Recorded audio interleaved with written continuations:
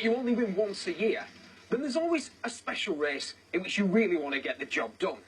If you're in touring cars, it's the World Cup. If you're in a GT, it's Le Mans. And if you're a biker, it's Suzuka. And now, there's a special race for karts. It's run here at Wright House, and it's called the London Cup. Virtually all the top Formula A and B karters were drawn to the Wright House circuit in Hertfordshire, with the attraction of £1,000 of prize money for the winners of both classes. The man behind the whole event is Charles Saatchi. Yes, that's Charles Saatchi, a keen karter who was once the champion here at Wright House. He and everyone else taking part, though, were upstaged by a 16-year-old, Dean Panrucker. Wearing number 0 as the 1995 British Open champion, he gained pole position in Formula A by breaking the lap record in practice, helped perhaps by being so light. I weigh 8.5 stone, but we have to go on the scales when we're coming from a race, and you all have to weigh 140, so I have to have lead on my cart to make up the... You have to carry lead bars. How much lead do you carry? £30. Rob Goff in Kart 17 had been racing for as long as Dean, 8 years, but had no plans to move on from karts to single-seater racing. To be quite honest, I would probably rather stay kart racing. Thoroughly enjoy it, very good. It's all with your body movement, 100%, really good racing. The pace car pulls off and the race is on. 25 laps of hectic jostling around the tight and twisty half-mile circuit. Dean Panrucker from Benfleet in Essex converted pole position into a safe lead. But after trouble in practice, Rob Goff was hoping to stage a charge up from the back. Out of the second hairpin on lap 1, and Dean Panrucker is already fiddling with his engine. During a race, we've got a car, and you have to set the mixture for the engine. Yeah, but you do that before a race, don't you? Well, during a race, the engine gets very hot. So you have to richen the engine up, just let more fuel in to cool the engine down. So if you don't, your engine will seize. At 16, Dean is already a master of the black art of onboard mixture adjustment. But there's also a lot more to tuning the chassis than might appear. Top teams have been using telemetry for years to help optimise their adjustments. We have got right heights of axles, right height of the stub axles for the front steering, different steering mechanisms we can use, combination of the widths of the wheels, the stiffness of the cart, the different materials in the carts, in the chassis wise, and the designs, the shapes, and the conformations that we can use. None of which matters very much if you're running merrily in the lead and an over-enthusiastic Steve Brogan decides to use you as an extra brake. Dean was fortunate to escape with the cart in good order, but he was back in 8th. The £1,000 was out of his grasp, unless he could claw his way back to the front, and that was what he set out to do immediately. Rob Goff was having his own problems, battling up from 25th to 17th, but that was about as far as he got, and he reckoned he was running too soft a chassis. Just having trouble, the cart's going off after about 3-4 laps into the race with too much grip. So it's just wants to roll over. Too much grip, so you're not carrying enough speed through the corners? No, that's right, it's just turning up on the side, jumping around, lifting the wheel, banging around, which isn't... Another disappointed runner was number 10, Charles Saatchi, unable to match his usual form at Wright House. He also diagnosed a chassis that was too soft for the conditions and left him languishing back in 12th.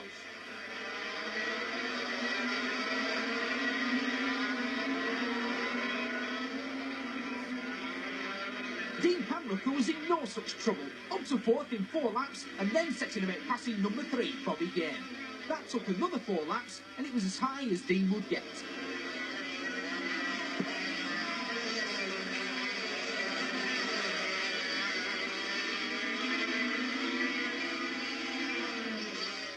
His earlier spin had left another Dean, number 26, Dean Hawkey, in the lead. He was a bit of a biker and an old schoolmate of top racer Terry Reimer, who won this year's Boldore 24-hour race. But Dean was handling the transition from motocross to karting like a veteran. Behind him, another 16-year-old, Nicky Rowledge, number 23, a member of the local Hoddesdon Kart Club. He found he could do nothing about Dean, a visitor from the rival Buckmore Park circuit in Kent. Bit of luck at the start with the first 2, and then it's pretty easy from them.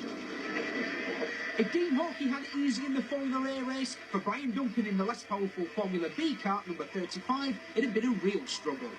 I just coming through from the back of the grid like now, that's when I was off 19. Come through fourth, so I was happy with the drive, but not many passing opportunities in this track. I think there's a bit more contact than people would expect. There is, yeah. Then what's actually seen as well, as you see the sides of the pods and that wee bit tyre marks on them. Yeah. We got a warning in the last one for a wee bit of contact down the bottom end. So A wee bit of contact. wee bit of That's contact. it.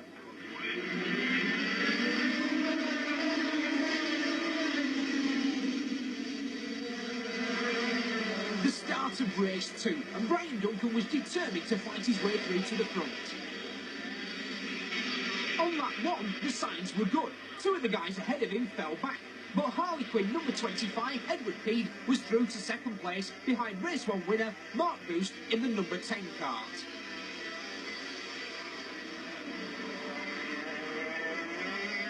But Brian was out of luck and fell back to finish 6th, while Mark Boost was apparently untouchable out in the front.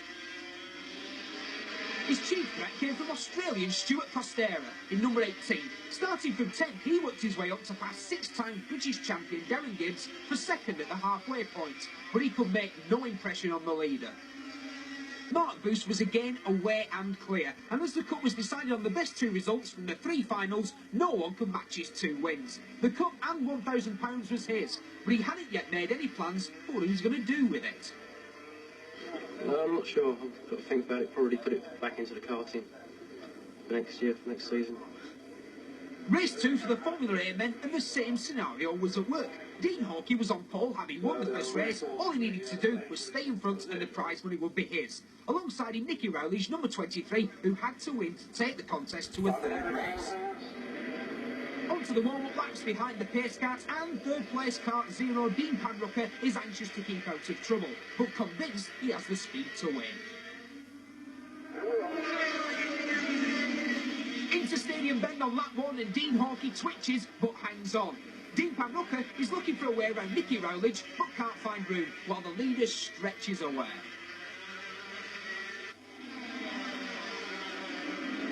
Dean's through, but Nicky doesn't give in easily.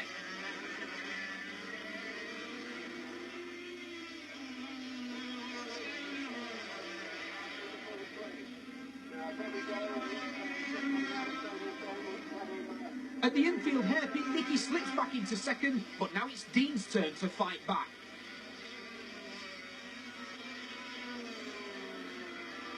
Lap 7 and Dean Panrucker has halved the gap to the leader. A quick glance confirms Nicky is no longer a threat. Can Dean Hawkey be caught? It's all or nothing. Well, it's nothing actually. The 16-year-old spins out and abandons the chase. And that leaves Dean Hawkey unchallenged to run home smoothly for the big prize, the handsome London Cup and a cheque for £1,000. I feel we did everything right. Chassis, tyres were right, presses were dead right.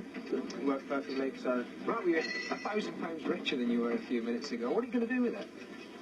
Buy another engine, probably.